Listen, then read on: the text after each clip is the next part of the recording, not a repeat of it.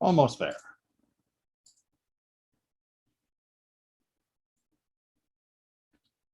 All right. I hope that everyone is doing well. We are going to begin today in chapter 27 of Shemot, the book of Exodus, and we are dealing with Parashat Terumah. Now, Terumah, of course, is beginning the large section at the second half of the book of Exodus that deals with the blueprints and the construction of the Mishkan. As we have talked about numerous times over the past years, many people do not find this the most interesting or engaging section of the Torah.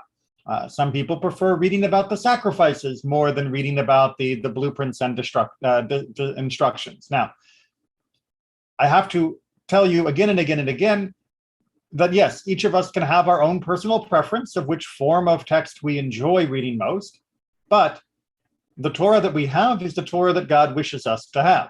And as such, there is important insight, information, valuable spiritual guidance to be found in every section of the Torah, whether you particularly enjoy it or not.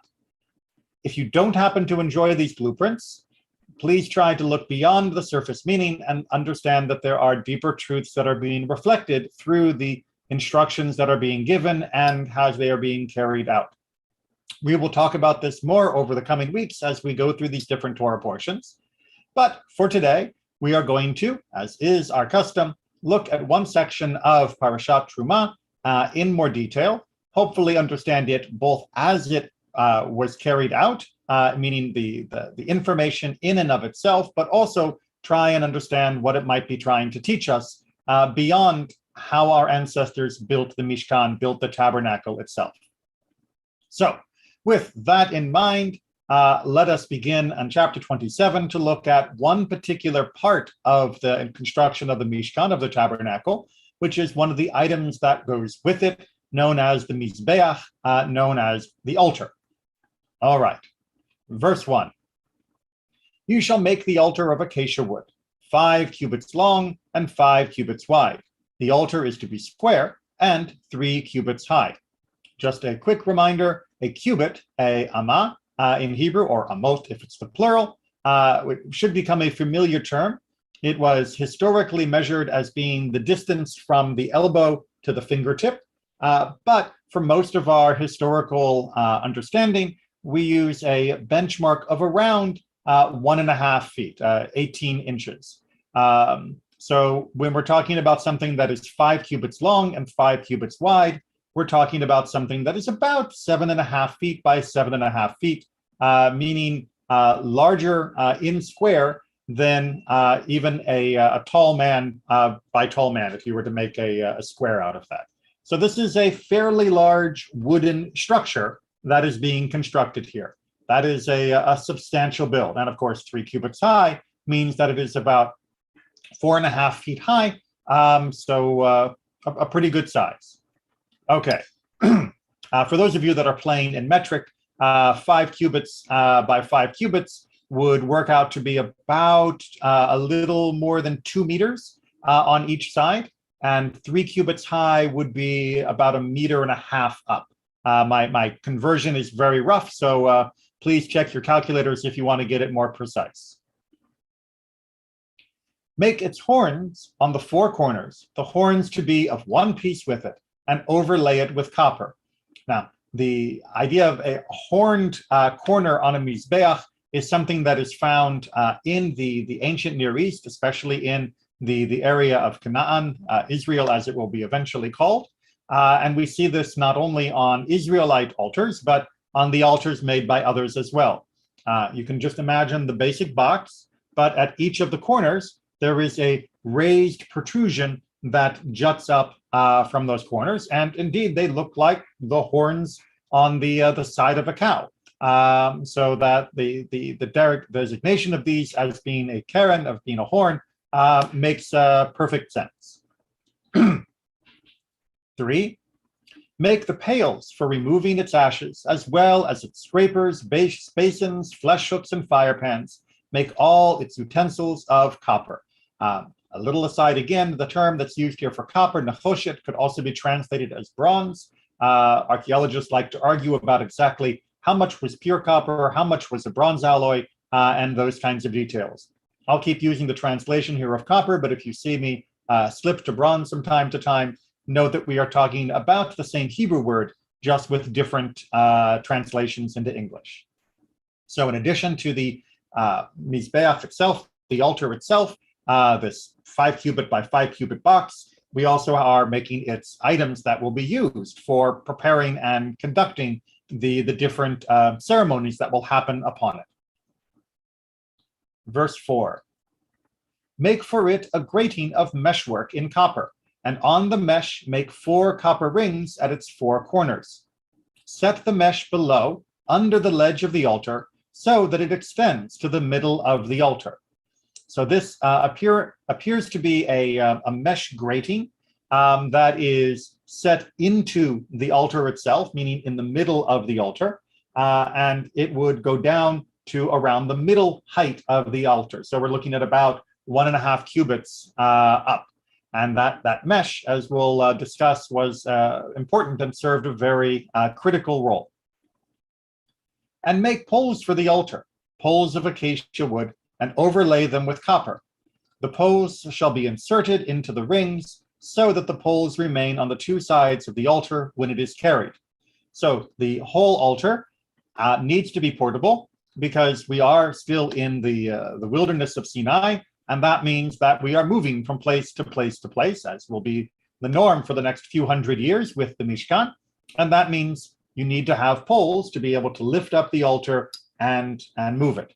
Now, you may be imagining, and if you are, excellent, a large 7 foot by 7 foot, 2 meter by 2 meter box that is being carried around on the poles. That is a significantly large box. That is a huge chunk of wood. More about that as we go on. Make it hollow of boards, as you were shown on the mountain, so shall they be made. And we finish off the description of the making of the altar itself with this additional reminder that it needs to be hollow, meaning the altar itself is going to be hollow, and a reminder, of course, that this was shown on the mountain. And the mountain always in these cases means on Mount Sinai, because on Har Sinai, God revealed to Moses the form of the different items that would go into the Mishkan. This is an important aspect of answering the question of how could they make the items with only these details? Because as detailed as it may appear, and like I said at the beginning, many people may complain that it's overly detailed, it's still inadequate in its description, purely by the text of the Torah itself, to know precisely how all of these things needed to look and how all they worked, and how they would all work together. There needed to be some visual explanation. If you were to try and put together your IKEA table with no diagrams, but only an English sentence or 2 for each step, you would have a lot of difficulty. And if you were making the IKEA table from scratch and then assembling it, your table would look very different than my table. And that would be a problem when we're talking about the Mishkan and the Mizbeach, the tabernacle and altar that God is commanding. So we are reminded here that Moses would have received a visual revelation to ensure that it would be made to code, made precisely the way God wanted it to be made. But without the ability to describe that purely in the prose, we would have to rely upon that oral transmission. And indeed, throughout the whole concept of the building of the Mishkan and all of its implements, we are reminded and informed that the Torah itself needs an additional layer of explanation, what we call the Torah Sheba'al Peh, the oral Torah. This construction project is only one of many places in the Torah where it is made more explicit, but truly everything in the Torah requires additional insight and explanation if we are going to carry it out correctly. But that is more a conversation for other classes. You can go back and look at my Pathway to Judaism videos on the nature of our texts to learn more about that. But for today, I want to focus on the Mizbeach itself. Just these 8 verses are what we have for this description of the Mizbeach. of the creation of this box, the creation of its mesh, the creation of the poles, the use of the copper, bronze around them. What are we doing with this? What will be done with a mizbeach? What's going to be done with an altar? And that question, I'd like to see if anybody can tell me what purpose was this mizbeach? What happened upon it that it was being made? Any takers? Remember, this is not a decorative item. This is a functional item. This will serve a role in the ceremonies of the tabernacle.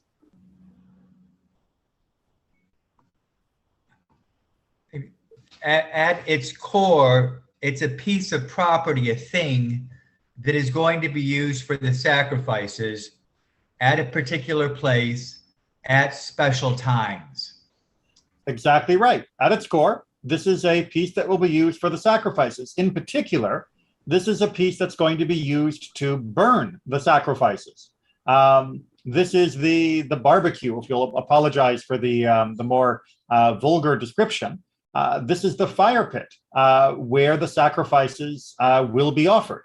And by offered, I mean for many of them, consumed. And even for those which are not consumed in whole, parts of them will be consumed from any sacrifice, will be consumed upon this structure. This space is where the fire will reside that will be the consuming fire for the sacrifices.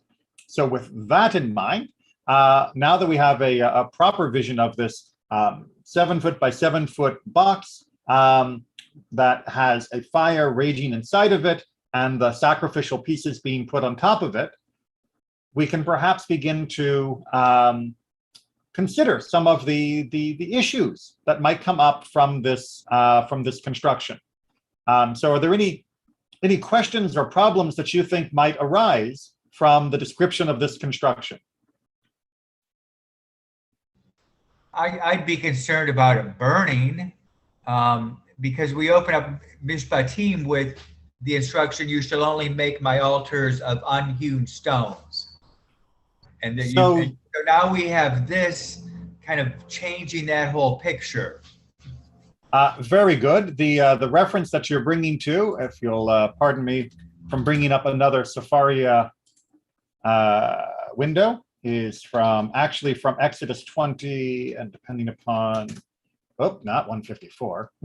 Oh well, we'll just scroll down here through the 10 Commandments, which are the more famous part of the Exodus, but at the very end, 22, and if you make for me an altar of stones, do not build it of hewn stones, for by wielding your tool upon them, you have profaned them. And then, of course, do not ascend them with steps because of nakedness. We're not going to worry about 23 at the moment, but it seems like we're supposed to build a mizbeach from these avanim, from these stones. And yet here in our verse, we're building a mizbeach out of wood. Now, stone makes a lot more sense if you are building an altar that is going to have fire on it, as opposed to a wood altar, unless you expect that wood altar to be burnt up each time. And that does not seem to be the idea here, because this altar has rings on it to be carried on poles in order to move it from place to place. We're not rebuilding new altars here and there. So how do we keep it from burning? How do we reconcile it with Exodus 20 and the idea of building an altar out of stone? And how would this actually work in practice? Those are all the questions, indeed, that our commentators have to wrestle with. So let's go ahead and take a look at some of their ideas of how we picture this and how we understand it. Before we get into those details, I did want to share just a delightful connection linguistically to a text in the Talmud. Rav Avdimi from Haifa says, before a person eats and drinks, he has two hearts, meaning his heart is unsettled because he is distracted by hunger. But after he eats and drinks, he has only one heart. As it is stated, a hollow, nevuv, man is two-hearted, taken from the book of Job. Now, this phrase of being two-hearted, we should understand in the biblical idiom, is not talking about two hearts like in an emotional way. We're not talking two hearts just in your feelings. The heart was considered the seat of both the emotion and intellect. What we divide between heart and mind, biblical idiom can kept as a single unit. So when we say we love God with all our heart, we don't just mean we love God in a romantic Valentine's-y or even just purely emotional way. We also serve God with all of our intellect, with all of our reason. But there is a question. How do we know then that this word nevuv means hungry? Right? That's not the typical word for hunger. As it is written concerning the altar, the section that we just read, nevuv luchot, which we translate into Aramaic as hollow with planks, meaning that a hollow person, one who has not yet eaten, is two-hearted. So the idea here is that just as the altar was hollow, a box that had an empty spot in the middle, so too a person can be hollow. And what would it mean to be a hollow person? Well, that would mean somebody that is hungry, that they are literally empty. They've got nothing inside physically, and the only way that you can go full or empty is in your hunger.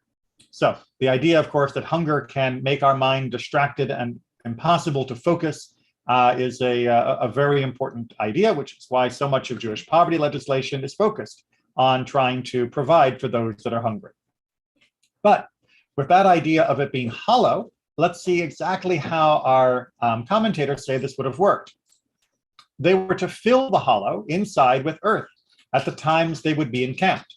The fire, meaning the actual ash that was used, the reserve of the wooden pile, some of which was kept constantly burning, which was to be kept going on the altar as described in Leviticus 6:6, would be based on the earth.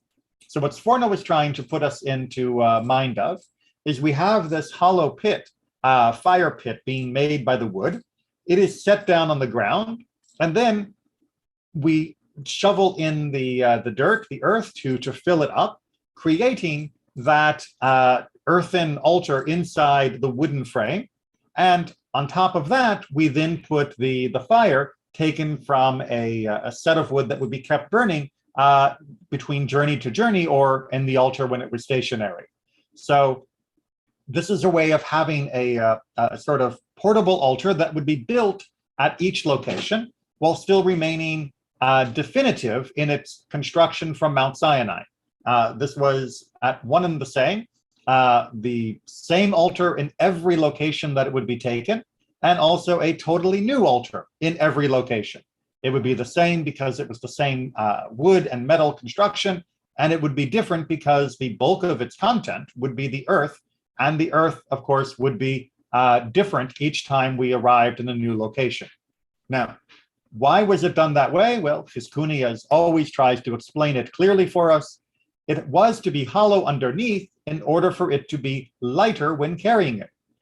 If you were to put all the earth into it and keep it full, then you would be trying to carry around this 7-foot by 7-foot box of dirt, which if you've ever tried to move even a small wheelbarrow of dirt, you know would break your back. So this was an important OSHA protocol to make sure that no one would be injured while trying to carry it. And of course, the poles would snap and the boards would break. It had to be empty if this was going to work. These hollowed out boards were inside of the mesh on which blood would be sprinkled, occupying the lower half of the altar. When the Israelites were encamped, they would fill the hollow space with earth and offer the sacrifices on top of that earth. When they would move again, the accumulated earth would fall between the boards, enclosing that hollowed space and mesh, which looked like a sieve. Each time they came to rest, they would fill that hollow space up with earth again. So that metal mesh was the interior upon which, of course, the blood would be sprinkled, and which would also contain the fire as necessary when burning. But that meant that when they lifted the whole structure, that metal mesh would lift through the dirt, which would fall through the holes, just like a sieve, and would then move on. That means, of course, that the dirt, the essential element of the altar that we talked about back from Exodus 20, would remain. That dirt, which had been used for the holy location of these sacrifices, would stay behind as we left. And we might wonder then, well, what about the sanctity that would be attached to the location where these sacrifices were being made? And the short answer is that there was no sanctity attached to these locations where the sacrifices were made. The sanctity was attached to the Mishkan and to its vessels, including the portable altar here. It was not attached to a particular pile of dirt that had been the center of where the altar was erected at each station. The dirt was simply discarded. It was left behind. The material filling, if you will, was no longer important, essential, or holy in any way, shape, or form. As we moved on, it did not need to be protected. It did not need to be guarded against any connection or transmission of holiness or impurity. It was just dirt again as the altar moved on. Just want to make sure we've got that idea very, very clear, because that's going to be rather important as we go on through our discussion. Everyone have the fundamental understanding of the relationship between the dirt and the altar frame and how this worked. Not seeing any questions or problems, so let's go ahead and move on. Can I get it all in one? Yes, I can. Rabbeinu Bachya. The hollow parts inside the altar would be filled with earth every time the Israelites made camp, as we talked about, in order to enable them to offer sacrifices upon it. In this way, the instructions of Exodus 20:21, you shall construct an earthen altar for me, was fulfilled, as we did our brief detour to find. A great miracle occurred on a regular basis on this altar. Although the fire on the altar burned around the clock, neither the wooden boards nor the copper overlay burned or melted. So for those of you that were worried about this being a fire hazard, well, this was a fire hazard, but we also had miraculous protection to keep the wood and the metal from being damaged. Indeed, this was also one of the miracles mentioned in Pirkei Avot, chapter 5, Mishnah 5, that even when it used to rain, the fire on the altar where the wood was stacked would not be extinguished by the rain. That it was not only impervious to being burnt or melted, but it was also impervious to being put out by rain. In Terumah, we find the following comment. Moses was afraid that the fire might burn the wood of the altar. God reassured him, saying, "Why are you afraid, Moses? Who ordered fire to burn? You should learn from your own experience. When you came up to the mountain and you entered the Arafel, the cloud of God's glory, the one that was considered to be like a fiery place, and you walked between rows of fire, you did not get burned. Moreover, you entered my domain, and I myself am consuming fire, as mentioned in Deuteronomy 4, and you remained unscathed. Similarly, the altar's boards and covering will not be burned either." So the Midrash, which Rabbeinu Bachya is quoting for us, is reminding us that the fire could have, and perhaps would have, indeed hurt the wooden construction as well as the metal, which does not have a very high melting point, but that there was a miraculous protection that allowed the altar to continue to work. Indeed, this is one of those places where you say, if people were actually the ones behind the blueprints and construction of the Mishkan, they probably would have designed this differently. They probably would have come up with some other explanation of how to build a portable Mizbeach than building one out of wood that would be subject to fire so easily. If not the wood itself, the copper mesh would have also been susceptible to burning and melting. But if God gave us the command, and we did so, and we could see that there was protection being granted that was beyond the normal understanding of how the laws of thermodynamics work, then we have a greater piece of evidence that indeed these instructions were part of the revealed wisdom rather than just human construction. All right. Just see, I don't think we can quite get this all on one page, but let's move it where we can so we can scroll as little as possible. So this next section is going to talk about these commandments of building the altar as well, although in the context of building multiple commandments that are contingent upon us entering the land of Israel. the language of the Sifrei, the great midrash of the book of Deuteronomy, 3 commandments were commanded to Israel upon their entrance to the land, meaning these were contingent upon when we arrived: to appoint a king over themselves, to build themselves a choice house, which is a metaphor for the construction of the temple, and to cut off the seed of Amalek. Behold, it has been made clear to you that the building of the choice house is a separate commandment. We have already explained that this aggregate includes many parts, such as the menorah, the table, the altar, and the rest of them. All of them are parts of the temple.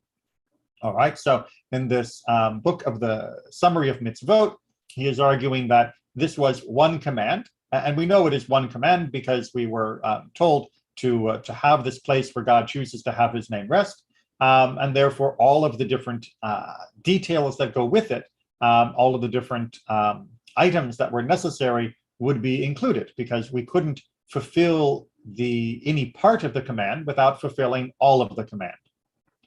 However, his saying about the altar, make for me an altar of earth, as we saw from Exodus 20:21, could have been thought of as a separate command. Perhaps that would be a more logical interpretation, besides the commandment of the temple.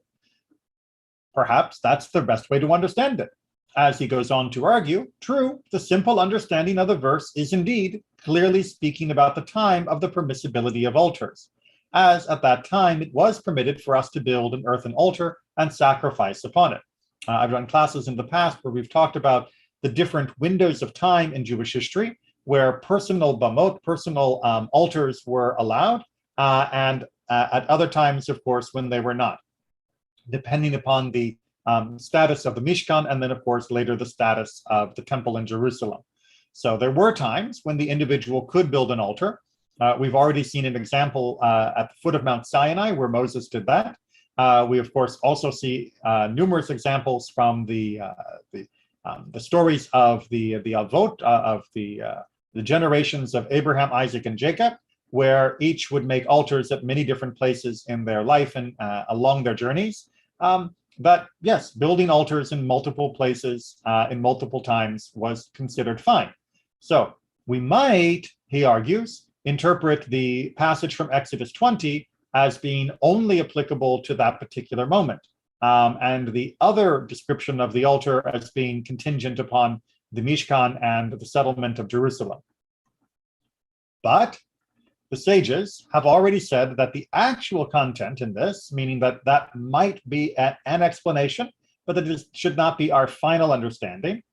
But the actual content in this is that he commanded us to build an altar that is connected to the ground, and that it not be detached and moved, as it was in the desert journey, meaning that the commandment that is part of the commandment of settling the land of Israel is that ultimately we need to make a fixed altar, to make one that does rest and that does have only one home, that the allowance for the journey time, the allowance for these make and abandon altars was purely temporary, even if it was for a few centuries, but that the ultimate ideal, the ultimate goal was to create a fixed altar that would be in one place and only one place and never again in a different place.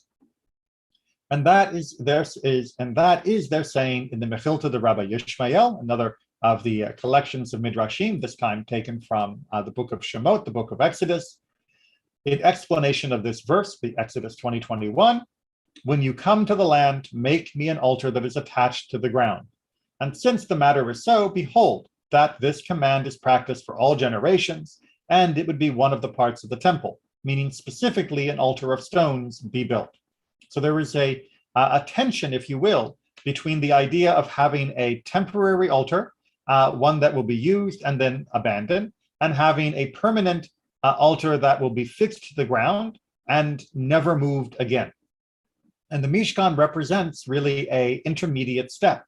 It is an altar that is used and abandoned when the Mishkan would travel from place to place, but it was also an altar that unified the people while it was still in use, meaning that this was the altar that should be used, and the individual should not be making altars wherever they felt like it.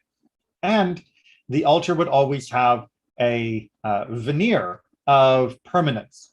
that although this large box could be moved, it would look stationary and it would look like a fixed altar, indeed resembling the same construction with the horns and other features that were indicative of a stone altar that are found throughout the archaeological record of the land of Israel. So there is a combination of features here. It is a movement of place to place, but also a permanence of the symbol of that place that is being used at that moment.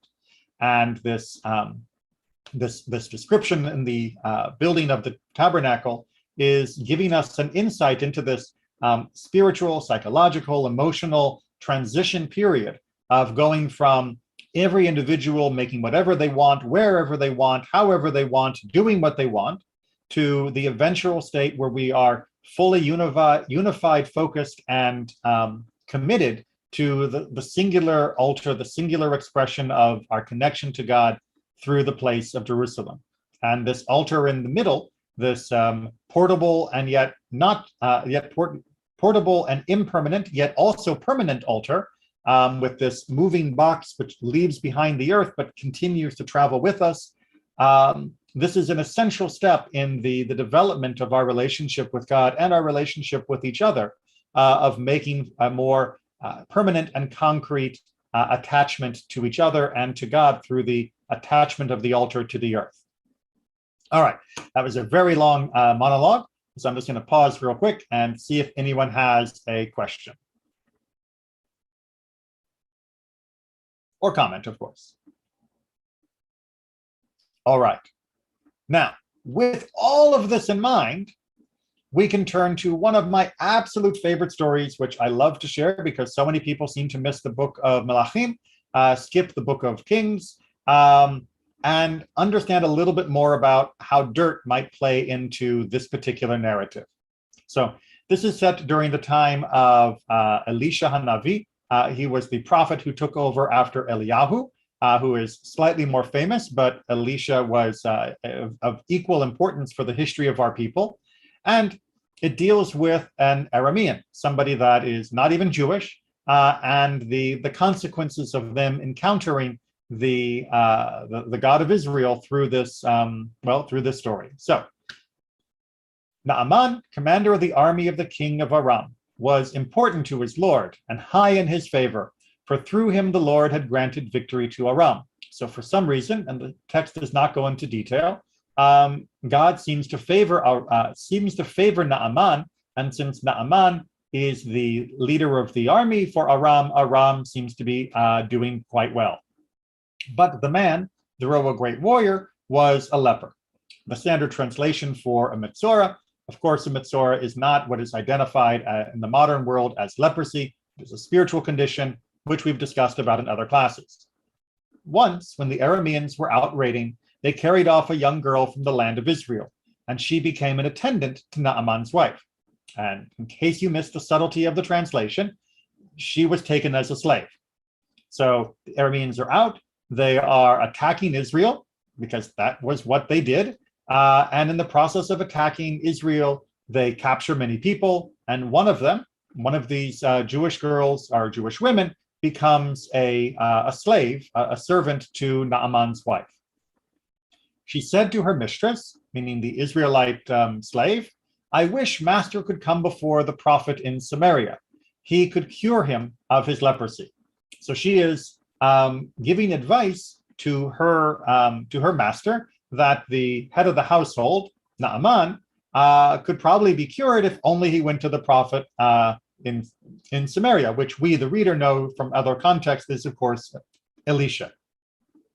Now, there's a long discussion about him getting permission to go, and the king of Aram sending a special envoy along with Naaman, and the king of Israel, the northern kingdom, getting very worried that this is a setup for an attack that he's like set up to fail.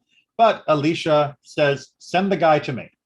So Naaman came with his horses and chariots and halted at the door of Elisha's house. You can only imagine how impressive this entourage was.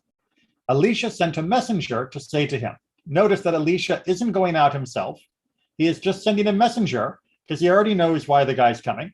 he's a prophet, and he is giving him the instructions of what to do. Go and bathe 7 times in the Jordan, and your flesh shall be restored, and you shall be clean. But Naaman was angered and walked away, right? So he gets angry at this, possibly partly because he is being greeted by a messenger rather than by the great prophet himself, which would have been more respectful given how important Naaman thinks he is. I thought, he said, he would surely come out to me and he would stand and invoke the Lord his God by name, and he would wave his hand toward the spot and cure the affected part. Are not the Amana and the Parpar, the rivers of Damascus, better than all the waters of Israel? I could bathe in them and be clean. And he stalked off in a rage. So Naaman was expecting a magic show. He was expecting to come before this guy and that he would behave like all the other prophets of all the other gods and all the other priests that he had probably already seen during his journeys. That they would say, Habada, Habada, Habada, in the name of whatever god they were invoking, and wave their hands about and do whatever else they needed to do for their ritual, and presto changeo, it would work. Now, of course, it hadn't worked up till that point, so I'm not sure why Naaman would think that this guy would do it, but that was the way idolaters believed. That if one god didn't do it, another god might, because each of them had their own domains, each of them had different power levels, and therefore you just had to find the right fit, and then boom, you would get the miracle you were looking for. And to just tell him to go and wash in the river, it's like, what? You think he's never washed in a river? And the Jordan, no offense to the River Jordan, is not exactly the most impressive of rivers that are found throughout the world, and especially not in this particular part of the world. So Naaman is very upset that he came all this way and showed all this respect only to be told to do something pointless, and didn't even get to have the proper show. He was expecting the full prophet experience, and instead he's just been given, take 2 of these and call me in the morning. But, sorry, let me scroll this down.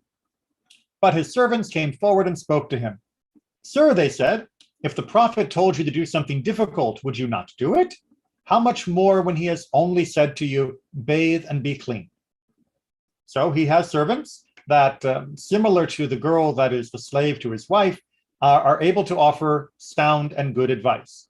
That is to say, look, if he had told you that you had to jump around on 1 foot for a day, you probably would have done that. If he had told you have to cut off your pinky in order to save himself from being a Mitzorah, he probably would have done that. He just said, go wash. So why not? As the old saying goes, what have you got to lose? Just follow the instructions. So he went down and immersed himself in the Jordan 7 times, as the man of God had been, and his flesh became like a little boy's, and he was clean. All right, before we get to the praise that he will now give, let's just understand perhaps how this is working. So is this magical? No. Is this divine? Of course. But why would God make the change permissible for this man at this point? Well, we see a thread throughout the story, and that is the thread of arrogance versus humility. It is Naaman that has the gumption to go out raiding, to take people as slaves, to act and lord it over everyone as the king's favorite and the general. So, of course, being hit by tzarat, which is often associated with arrogance, would be a natural effect. And how does he come out of this condition? By listening to his slave, by listening to his servants, by humbling himself before the man of God in order to actually do what is being asked of him, which is not going to be grandiose and amazing and a huge show like he probably was expecting, as would be befitting of someone of his stature, but instead doing something simple just because he was asked to. By actually humbling himself and letting himself do as he was bade, he is moving in the direction, and thus he is the right direction, and thus he is cured. Now, he comes back to Elisha and proclaims, or rather returning with his entire retinue to the man of God, he stood before him and exclaimed, now I know there is no God in the whole world except in Israel. So please accept a gift from your servant.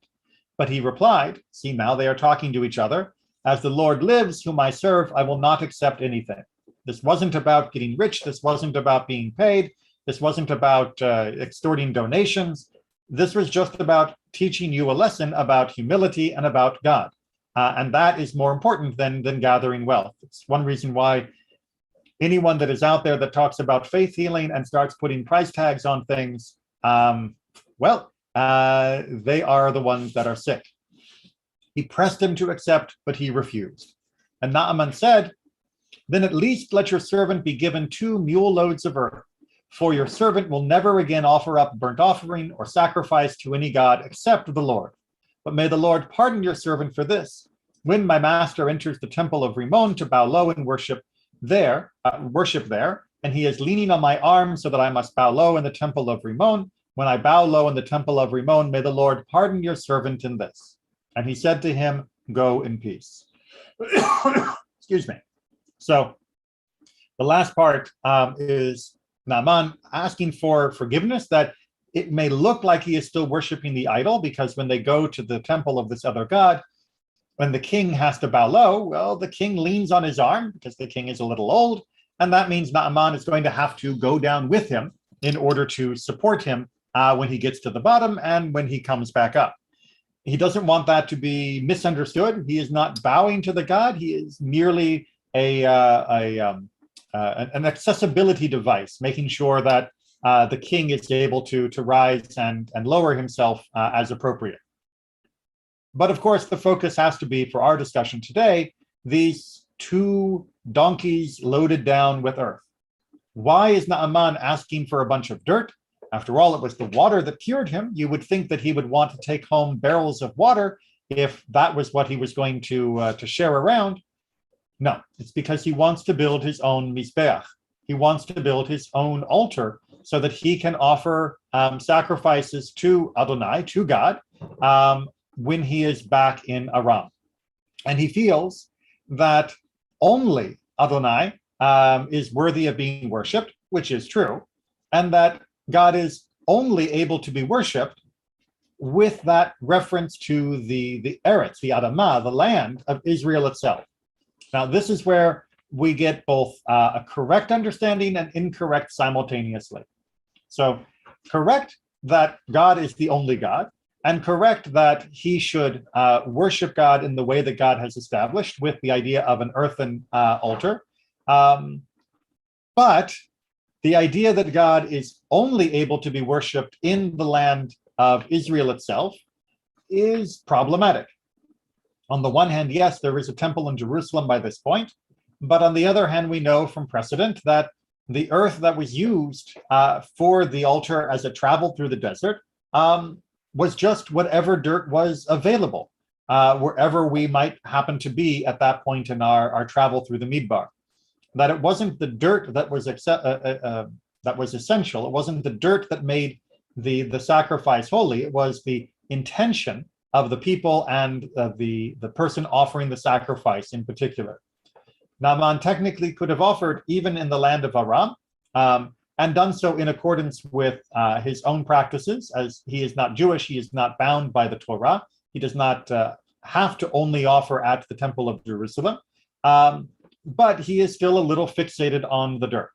However, also in his favor, we can see this as being perhaps more of a symbol, of a reminder, a zecher, if you will, that but was by humbling himself, it was by being lowly, by recognizing the greatness of something elsewhere that maybe didn't look as great as what he had known.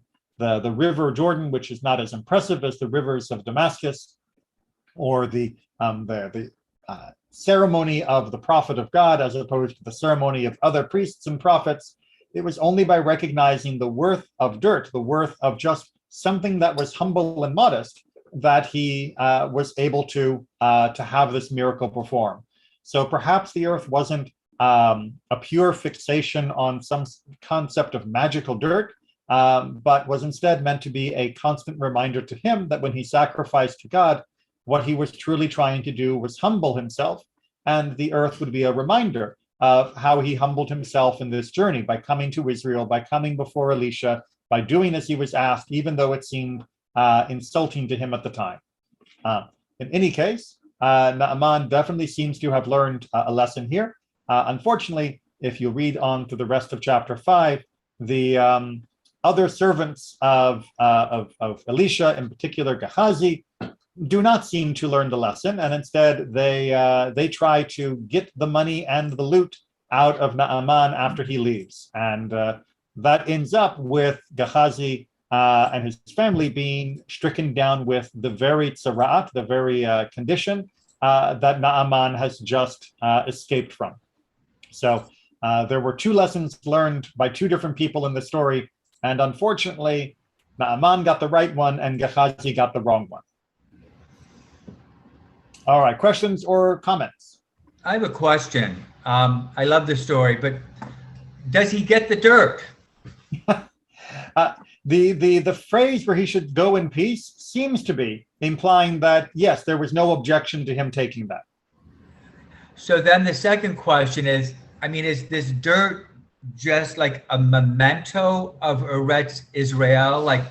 Like some people have little rocks that they make into stones? Or is this dirt that he wants so that he can do his own sacrifices? So the general consensus among the commentaries are that is that he is trying to build his own mizbeach, his own altar, back in the land of Aram, and he wants to build it on the soil of Israel as opposed to the dirt of Aram. That there will be a different state of ritual purity or a different state of sanctity attached to the dirt of Israel, and somehow that makes it more fitting. Now, as a non-Jew, as I mentioned, he is not obligated to offer sacrifices only at the altar of Jerusalem, but he clearly feels that there is something significant about sacrificing upon this earth as opposed to the dirt of Aram. A question, then follow-up. Would it have been a common ruling at this time that you could only have a mizbeach in Eretz Israel? That you could only have the burnt offerings within Eretz Israel, so he's trying to take his little piece so he can do that.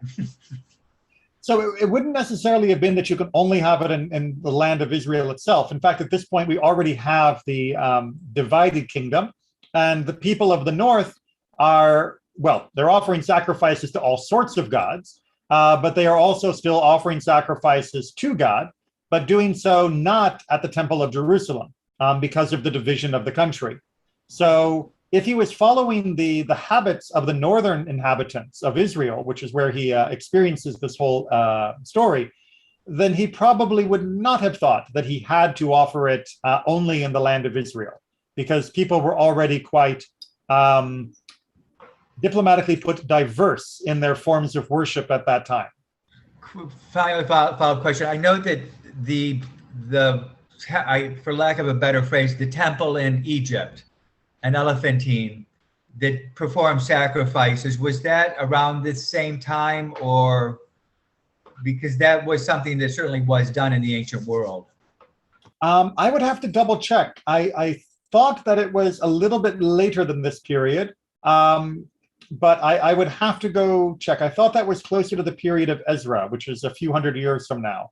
But I'm not 100% sure on the timeline of the Elephantine temple in Egypt, as it's not an official part of the main timeline, if you will. Yeah, I think you're right. I think it's several hundred years later, but it's an interesting idea that where you could have conducted sacrifice, and do you need to have the soil of the Holy Land to do it? And that is the question that continues to this day. So we have a custom to use soil from the land of Israel at funerals, to mix it, if you will, with the soil of the land wherever a person is being buried, which is a beautiful thing that we can do now that we couldn't do for many hundreds of years because dirt from Israel was not easily exported. And it is very important as a symbolic connection, as a reminder. Does it have any functional purpose? Does it actually change any part of a person's status in the afterlife? No, it doesn't. And we know from multiple places that what's important is the direction that we turn our heart, as opposed to the direction that we actually face. So if a person does not know the direction to Jerusalem, they have no compass, then, and they can't see the sun, then they are to pray, but direct their heart towards Jerusalem. And in fact, if you are facing Jerusalem, but your heart is focused on something else, then that doesn't count as facing Jerusalem.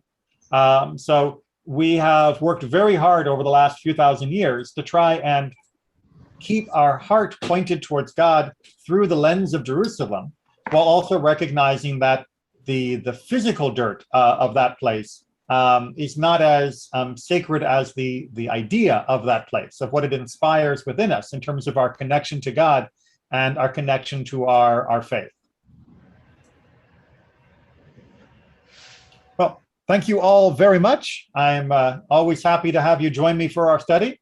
Hopefully you didn't find the discussion of dirt too boring, but dirt can be absolutely fascinating.